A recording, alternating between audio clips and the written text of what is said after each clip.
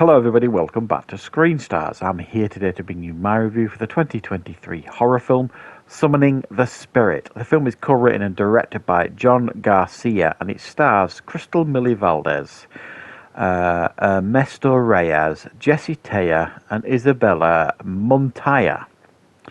Now, the film focuses on a young married couple, Carla and Dean, who suffer a personal tragedy and decide to kind of get away from the big city life and buy a home out in the middle of the woods to kind of, heal themselves and move on with their life. He's a writer and he's kind of hoping that it will inspire him to get writing again. While there, in the early days of moving in, they meet the neighbours who happen to be something of a religious cult. Now, this religious cult essentially worship Bigfoot or Sasquatch. And they kind of take this young couple under their wing, and Carla is particularly drawn to their peaceful aura. And it obviously turns out to be quite a sinister decision. Right, what are my thoughts on Summoning the Spirit? Well, this, obviously, it's a low-budget film, this. Don't go into this film, expecting really high production values, all that kind of stuff. The kind of things that go with movies like this. Just don't go in there expecting too much. Now, there are things in this film that, for me, kind of impress. Number one, I think, are the performances by the majority of the cast, but certainly the main players. I think the married couple do a decent job, especially Crystal Millie Valdez that plays Carla.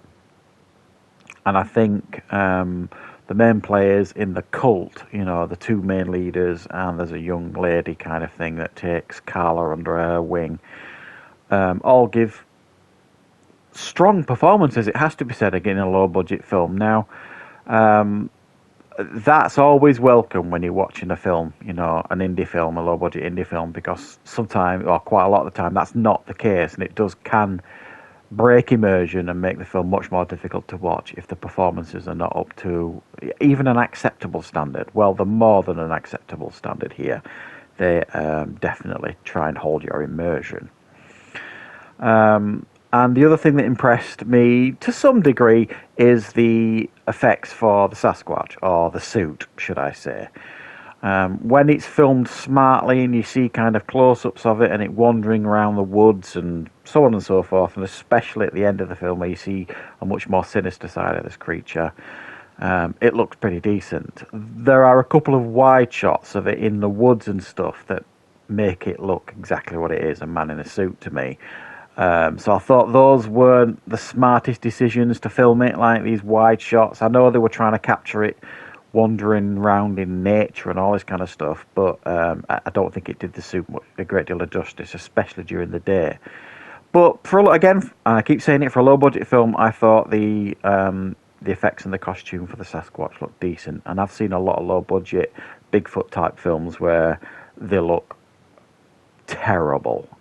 So this one definitely does a decent job.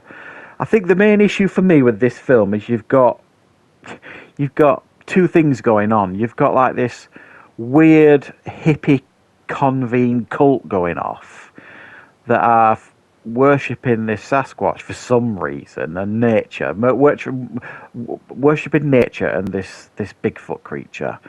And it hints at the beginning of the film that they have a way of kind of summoning this Bigfoot, i.e. summoning the spirit, if there are those willing to do harm to the forest and so on and so forth, or those willing to betray the cult and all this kind of stuff. And then you've got the other side of this film trying to be a horror and a Sasquatch film. And they just do not sit well with each other at all. You've got this peace-loving cult going off, which is a bit odd to watch here and there, with him shaking about and chanting and peace and love and all that kind of stuff going on. And then you've got other scenes of Sasquatch wandering around a forest, and then they just don't gel well together for me. And there's just not enough Bigfoot stuff going on. Not enough what you could describe as a horror. The only time this film turns into a horror is the last 15, 20 minutes of the film. You do see early on a couple of people trying to do harm to the forest, getting taken out by the Sasquatch, but you don't see a great deal. Later in the film, and then throughout the film, you see it glancing over trees and bushes and things. And then later on in the film, it takes somebody out, and then the cult kind of misjudge the respect or power they have over this creature, I suppose it's fair to say, and I don't want to spoil the end, obviously. But it's not in it enough, but by the end of the film, it kind of decides to be a horror. The rest of it is... if it put it this way, if it wasn't for the decent performances on screen, I probably would have turned off, and it takes a lot for me to turn off a film. Because, I watched this film because I wanted to see, a Bigfoot film. That's what the poster promised. That's what the write-up promised. And what I was getting was anything but that. But the performances kept me interested. The performances kept me invested in the characters for the most part. And it kind of hung me in there till the end. And the payoff, I suppose, was enough, worth it, I suppose, the payoff by the end of the film. But it's just like, this film is almost like oil and water. You've got the Bigfoot stuff going on, and then you've got this peace and love cult going on. And it's just like, once you try to gel the two of them, it just doesn't mix well.